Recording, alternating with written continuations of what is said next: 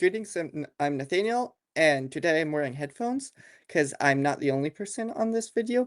I have my good friend Paul. Paul is a really good friend of the channel. He's the one behind all the amazing thumbnails and a lot of other stuff. But Paul is not a single interest man. He's a Renaissance man. And among other things, he knows a lot about economics and business things. And the other day we were talking about economies in fantasy worlds, macroeconomics specifically, like kingdom to kingdom, and he had some really cool insights on how things would operate in between kingdoms, and I wanted to have him on so he could talk about it. So, Paul, the other day we were talking about, I think, a dwarf fortress and how they could run into some problems if they only produced one good. Yeah. So if an economy is only producing one thing, normally it's not going to work out in the long run. It might be great if that one thing is really valuable right now, but if for some reason there's a competitor that can just not have to worry about issues they would, such as maybe inefficiencies in their method of production, then it's likely they would get outpaced. Or another thing would be if the material or good is just not valuable anymore. Let's say everyone is using natural gas or something like that. And then oil gets discovered, and oil is hypothetically, I don't know if this is true or not. I would assume it is. But if oil is just 100 times more efficient of a fuel source, then it is much more likely that their production would be useless and their economy would just complete spiral downwards. It would not be fun to live there. Would not want to live there myself. Yeah, and that's interesting you brought up if it was high demand, because it occurred to me that no matter what, if you had a dwarf fortress and let's say they were really good at making really protective armor, and even if they like ran out of materials to mine in their mountain, they'd be able to still survive because everybody wants the dwarf armor because it is way more protective. But the one thing that I thought was interesting of what you said is how there could be an alternate group of people who take over the market and it would completely ruin it. So if dwarves knew steel and elves started making mithril stuff, that dwarf economy would go completely kaput if all they made was the armor. Even if it was the best armor, because like hypothetically in generic fantasy, mithril is better than steel, then that would be a problem. The other thing is I was looking around in the history stuff. I know there are some like single exports. For example, I think Britain produced raw materials during the Roman times. They logged it and they got things from the quarry, but it really wasn't a good exporter. And sometimes your fantasy civilization's going to do that, and it's okay because it's a story and it can be a source of conflict of, oh no, now our stock market's crashed. But the other thing I noticed is usually in reality, things course correct. So as they expand and grow. And why do they normally do that? Is there a reason? Is it just does it just happenstance? Well, generally, if you have resources, you just find ways to use them. Um, like if you have a ton of woodland that you want to develop into a city because your population is just going all the way up, and you need to develop it, it's not like you're just gonna sit with the logs in a pile somewhere. No, you're gonna turn those into the homes, or you'll turn them into firewood or something else that you'll export. It's just unlikely if you have a resource that most people will just waste it in that Yeah, sense. yeah, and sometimes in getting rid of one, you get another one. Like England, they chopped down their trees, and now it's was farmland, and they needed it to survive, but they could have some extra stuff. I think that covers that topic. But I was wondering, while we're also on it, might as well bounce off to other macroeconomics things like trade. Well, while we're on topic of the kingdoms, how exactly would you guess inter-kingdom trade work? I'm pretty sure it hasn't changed much over the years, so even like modern stuff is going to be very similar. So could you walk through about how it would probably work? It really depends on the scenario. So, Let's say Dwarf Kingdom wants to go trade, goes through the Elven Forest and go trade with like the human horsemen. They have like a load of swords and shields, and they need to go across the Elven Forest and trade with the humans on the other side of the forest. how large is the forest? Because the first thing I'm thinking of is what are a lot of a lot of cities will pop up in between. So you'll have probably roads along the way. You'll have places for people to stay, and then you have the question of okay, what territory are they a part of? Are they a part of the Elven? It was dwarf, right? Dwarf and Yeah, Elven. dwarf trading with humans, and there's elves in between. Let's say it's like a Dwarves trading with 4K apart. humans and there are elves in between. So the question would be, um, how can the elves benefit from this trade? What can they get by people coming to and fro, just going from the dwarf land to the elven land? Um, and if They you're the difference between kingdoms, if they're trading with each other, most likely they're probably on good terms. But another thing that I don't think a lot of people think about, especially you can see this right now in the real world, is we have all these tariffs coming through in the United States. Um, and that's really a subject for probably another video because there's a lot of people will be like, oh, tariffs are terrible for the economy. Oh, tariffs are amazing for the economy. But I had to write like a full page last night just explaining okay, it's not that easy. There are some which can be beneficial to your economy in the long term, but in the short term, no. And then there are others which many economists would just consider terrible. But that's really another story. Another one would be embargoes. So, no trade between either country.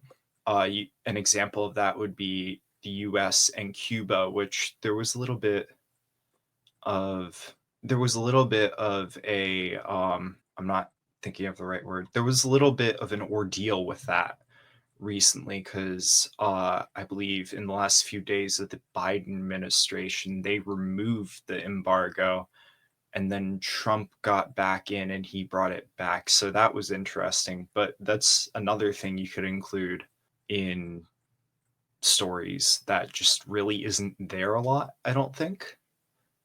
Yeah, I mean, if the dwarfs are not happy with the elves, they wouldn't let them have any of their cool swords. Oh man, I want a cool sword.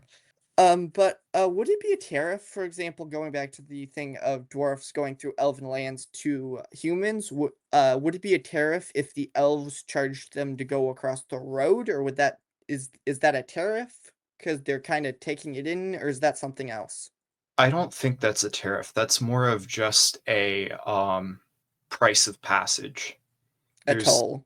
yeah, a toll. I mean, depending on how safe the road is, price of safe price of safe passage. That's really what that is. Whether it's from the dirty, stinking elves who are like protection, or if they're actually like need to maintain the roads because like there's the evil trolls that come and like bash up the road or something, and they have to make money on protecting people. But so let's say the dwarfs finally get through the elves forest and finally go to a one of the human cities. Would if the humans had a let's say the city has a rule where every barrel of goods, assuming they have swords and barrels, costs like a gold piece in order to get in or something. Would that be a tariff? Yeah.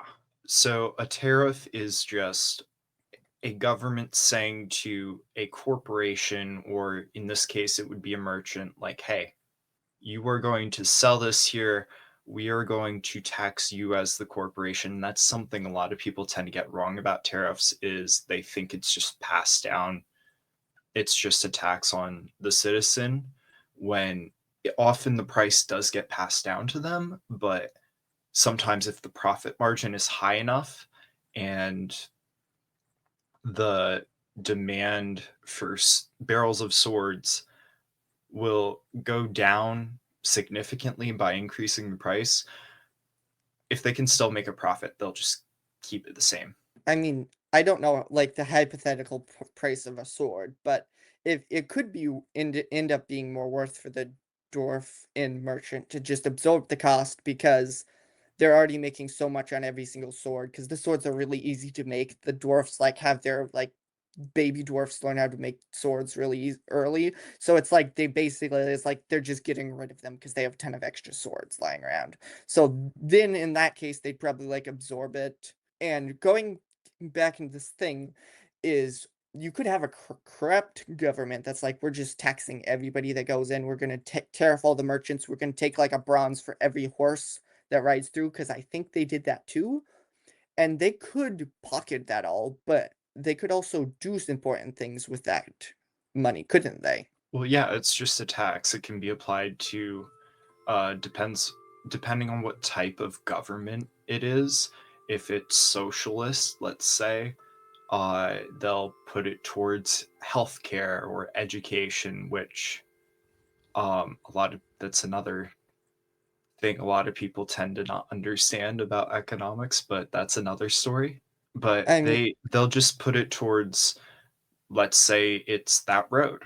Maybe that's what they're taxing instead of putting a sales tax on individual citizens, they are taxing what comes into the country.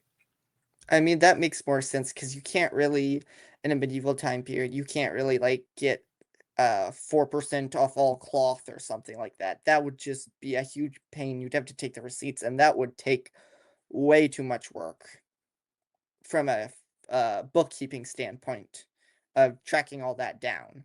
I think in the medieval time periods, you did have like a tithe of like total, not tithe, but you had a portion of total grain that like the knight got from the serfs. But in that case, he could like watch them bring in the grain and say, okay, you have 20 bushels of grain, I'll take 10 or something, and then he'd use that to feed his family and his men, and then he'd protect them when the raiders or the goblins or whatever came. No goblins in medieval time periods, but stuff like that.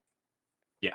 So some other things that I don't think tend to get covered in a lot of fantasy and sci-fi settings is just simple everyday stuff. Like I don't think you hear about inflation very often, which you can make the argument, oh, it's not paper money. They don't have inflation, which that's not true. They do. If a kingdom suddenly finds a massive mine of gold and some other minerals like thrown in there, that's still inflation. The amount of gold you would pay for something will now be higher because there's more gold in the economy and flowing around. Um, Another thing, which is dealt with, but it's not, I don't know if it's dealt with in a very interesting way, is just unemployment. Uh, and not, there are a few different types of unemployment. The one I'm talking about here is cyclical, which is from a recession. You don't follow we don't I don't think you deal with most of the time in fantasy or sci-fi just uh recessions and then expansions. So it'd just be something interesting to look at, I think. Yeah, and with the finding the gold mine, it's basically the economic rule of supply and demand. If they find a new mine and mine all the gold, there is a bigger supply of gold than there was, and so there'll be less of a demand. Yeah. And depending on what society or what, yeah, what society uses gold for, it can also change it how much it's worth. Because in our world, we use it for jewelry, and then we use it in technology. Those are really the two main things we use it in.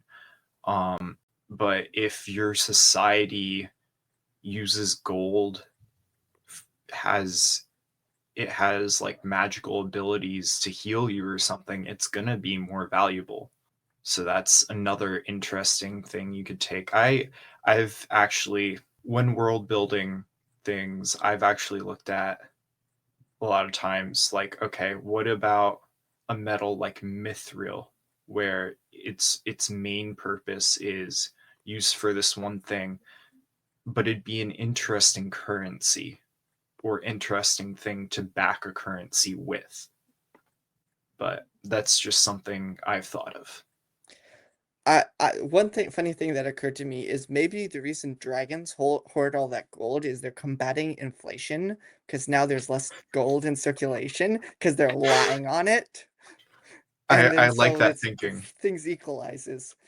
The dragons are the Federal Reserve of fantasy. I love that idea. They're like, you know what? Those blasted dwarves have opened another mine. The economy's in shambles. How will we get our meet our returns? Bob, you're gonna have to go play like uh uh awful beasts, and so like Bob takes off his top hat and monocle and just like goes flies and like ruins the lonely mountain because they're pumping too much gold in the surrounding economy and ruining the dragon's investments. Well, now they're the Federal Reserve plus plus the Monopoly Man. That would be an interesting story though. You just have it's just a comedy.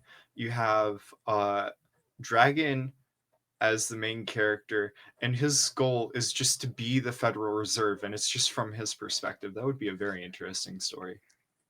Yeah, I do think so. This is a little out of order, but going back to the thing about taxes and like tariffs, in a medieval setting, the taxes and stuff would be more decentralized. You might sometimes have like border guards, but it wouldn't be like the king that's charging you to go to a certain town or something. It would be the people in that town area that's in charge, because they'd probably be more in charge of building the roads there. You wouldn't have as big of a government where we have now with the interstates. The king probably wouldn't be in charge of the roads all out. He might have a couple roads and he might charge some property taxes, but it would be kind of inefficient to patrol the entire border and look for imports to charge that. He'd probably get his stuff elsewhere because of how hard it would be. It really just depends on your setting, because if you have the population of like China or something, it doesn't matter. I mean, you can tax them uh enough to patrol the entire road or enough to build a great wall. Um, but Yeah, the in thing which is, case you wouldn't even need as much patrol. You could have a guy every few miles. Yeah. the thing is these videos I in my mind aren't for a prescription of like you must do this, but it's just a list of things for you to keep in mind when you're building your setting and things that to add a little bit of flavor. You don't even have to include this if you want to do how a fantasy and just completely ignore the economy. You don't have to do it, but if it's something that interests you or you kind of want to have it a little bit more political or intrigue, this hopefully this is a little bit of an overview to help you get a little start, and so you don't have to watch 27 financial YouTubers videos to get the information you need.